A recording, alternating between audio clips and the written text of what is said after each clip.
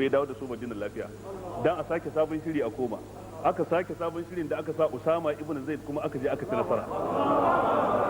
Ma'ana soja ba wai ya ci nasara bane kawai soja a yadda zai ma ya gudu shi ma soja ne. Idan an tare nan wani irin makircin aikin soja zaka yi ka fitar da sojojinka ka rage adadin gawa a cikin sojojinka kar gawa ta yi yawa shi ma aikin soja ne. To kaga kenan akwai ilimi a aikin soja. Wannan mutum ba zai karanta wannan ba sai ya karanta magazi Rasulullah ya kokin da manzon Allah yi cikin sahih Bukhari.